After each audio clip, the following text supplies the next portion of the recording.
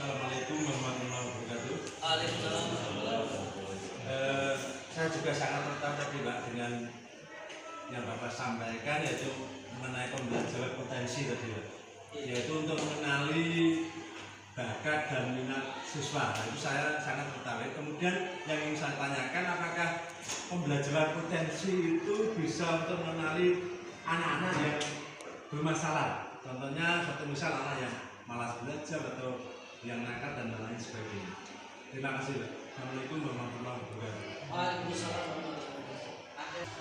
Saya mau tanya untuk mengelola emosi. Ini barusan saya tadi masuk ke lab. Anak-anak merasa kecewa. Karena biasanya full, ya. Terus anak-anak melihat, terus banyak ada keluar gini lah, keluar itulah, nggak keluar suaranya lah. Ada yang tertinggal kan? Iya. Jelek-jelek Ya. Terus saya harus bagaimana untuk mengelola emosi saya. Terima kasih Pak. Terima kasih Pak Budi, saya sampaikan atas pertanyaannya. Tentu saja itu juga menjadi pemikiran kita bahwasanya sebenarnya anak bermasalah, apapun yang dilakukan anak itu tentang masalah begitu. Mulai kecil sampai dewasa anak itu akan bermasalah. Dia belajar dan bisa jalan itu jadi masalah. Makanya dia berusaha untuk menyelesaikan. Nah, secara teori tesnya ada, cuma dengan tes yang lain. Tentu ada anak-anak kita yang dibawa ke psikolog itu biasanya diberikan beberapa tes untuk mengetahui permasalahan-permasalahannya. Dan untuk jurus yang pertama ini memang difokuskan namanya aja kenali potensi. Jadi untuk mengetahui potensi yang ada di diri anak dengan 3 tes tadi, ada gaya belajar, tes riasek dan tes macam tadi. Tujuannya nanti ketika kita sudah mengetahui bakat yang dimiliki, kita tinggal mengarahkan. Pak Budi misal ingin, kalau dari ketiga tes tadi ya Pak Budi memberikan tes itu, anak ini tak kasih tes anak volley, kemudian Pak Budi anak olahraga dikasih tes karir tadi.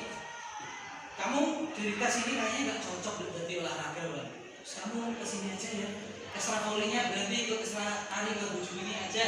Bisa jadi seperti itu sebenarnya kalau mau menerapkan semuanya. Makanya dari potensi itu dengan tiga tes itu tujuannya untuk mempermudah kita, membantu mengarahkan menjadi dasarnya. Loh Pak, kok saya disuruh masuk ke seni tari, dasarnya apa? Ini loh hasil tesnya. Kamu naik volley nanti tambah sering capek, gak kuat disuruh latihan, itu malah menjadi alasan untuk membuat dia lebih mundur. Itu Pak Budi.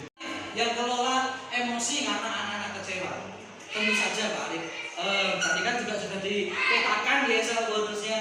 Anak kecewa karena komputernya kok tinggal yang gini, gitu. Yang kemarin yang mana kok nggak ada, rusak dan sebagainya. Mengelola emosi gitu dengan hal-hal tadi Pak Arif yang bisa dimunculkan. Pembelajaran di kelas itu kan terkaitnya dengan pembelajaran ya. Biasanya alatnya oke dan sebagainya. Mungkin dari guru bisa mengantisipasi pakai HP-nya. Dan Pak Arif pun memposisikan, kalau dari sisi Pak Arif, bocah-bocah kok kecewa ya seperti apa? Apakah saya harus ikut kecewa? Tenang dulu Pak Arif. Pull off dulu, dihitung dulu, tenang. Yes. Anak-anak tak hibur dulu. Minggu depan semuanya bawa HP.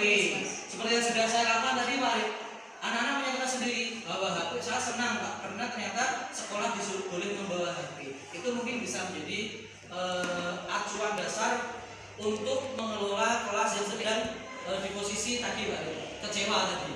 Assalamualaikum warahmatullahi wabarakatuh. Waalaikumsalam warahmatullahi wabarakatuh. Tadi Pak masalah kenali potensi, potensi. Ini apakah bisa diterapkan pada anak yang usia dini, sejak dini? Contoh lah, saya ingin tahu dari anak saya ya usia TK sekitar 5 tahun. Intinya ingin mengetahui bakat dia biar terarah. Apakah bisa itu diterapkan pada anak kan anak-anak SMP bisa dia bisa jadi sendiri, sudah sendiri dan lain. Tapi ini kan anak TK dia nggak tahu.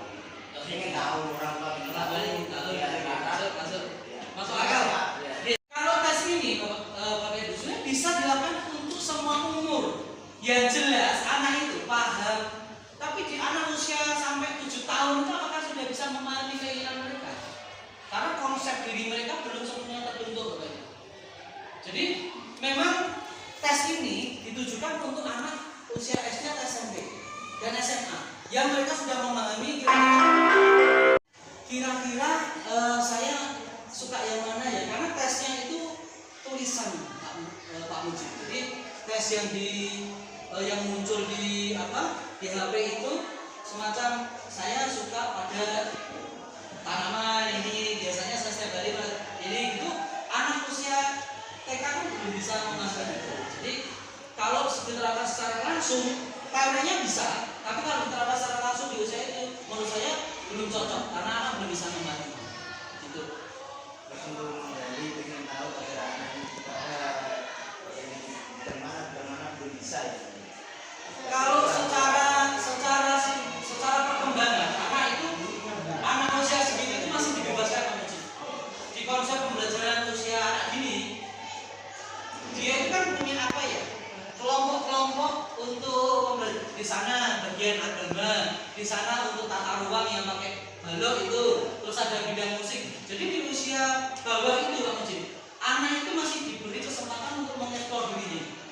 Istilah golden age di awal tahun-tahun awal itu dimunculkan di usia itu. Kita malah dimungkinkan untuk tidak membatasi, meskipun sudah nampak nanti anak ini mau kemana gitu. Nah, kalau sudah mulai nampak, ya fasilitasnya dilengkapi.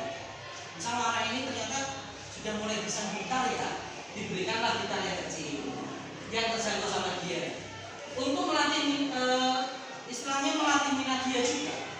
Dikasih bola ternyata dia juga bisa main sepak bola. Kan ada bakat-bakat yang sudah muncul mulai awal itu ada, tapi tidak perlu dipaksakan juga. Dan tugas orang tua memang mengarahkan yang kecenderungan mereka di mana itu harus diarahkan. Makanya di PAUD yang contoh nyata itu di sekolah PAUD, pembelajarannya ini bermacam-macam, gak hanya sekedar mewarnai gitu. Itu Pak. Assalamualaikum warahmatullahi wabarakatuh. Waalaikumsalam warahmatullahi wabarakatuh. Saya ingin menanyakan ini Pak, berkaitan dengan materi yang saya ampu tentang seni budaya. Sementara seni ya, ini budaya. Ini tentang menulai emosi. Karya seni itu kalau apa ya? Misalnya emosinya enggak benar atau kurang mood itu akan tidak akan menghasilkan karya. Ini kadang-kadang kejadian di kelas itu namanya anak lebih dipaksakan kalau tidak mood ya, karena emosinya tidak terkontrol, mungkin lagi kenapa itu ya anaknya itu ya cenderung bulat aja. Kita mengajaknya membuat karya, ini karena tidak mood atau bagaimana kondisi emosionalnya. Jadi mungkin anak susah untuk berkarya. Ini mungkin dari BK ada solusinya untuk menghadapi masalah-masalah tersebut. Terima kasih Pak Ketua. Oke Pak Pas, kalau saya bisa menganalisa dari kasusnya di pembelajarannya Pak Pas, itu mungkin kasusnya ada di tadi. Anak ini posisi emosinya dari mana dulu? Dia sudah siap belajar untuk di pelajaran seni budaya apa belum? Karena memang kesiapan belajar itu juga penting Mas. Makanya tadi di materi tadi dijelaskan mindfulness tadi, kesadaran penuh untuk mengikuti pembelajaran ini. Saya yang butuh pembelajaran untuk menggambar inilah. Ada kadang itu anak-anak yang memang belum siap untuk belajar, banyak katanya. Dia itu apalagi habis MBG, habis perut kenyang, pengen tidur disuruh belajar, itu sudah malah udah kondusif untuk dia. Fungsi kita harus memahami itu. Kayak kasel tadi kan juga untuk kita harus memahami kondisi anak, gimana biar memastikan anak itu siap untuk pembelajaran mindfulness. Mereka secara kesadaran penuh siap mengikuti pembelajaran. Ketika mereka sudah kesadaran penuh, saya rasa emosi bisa mengekspresikan lewat berbagai macam karya. Karena saya juga sudah pernah mendengar marah pun, orang marah pun bisa menjadi karya. Ini saya karya ini saya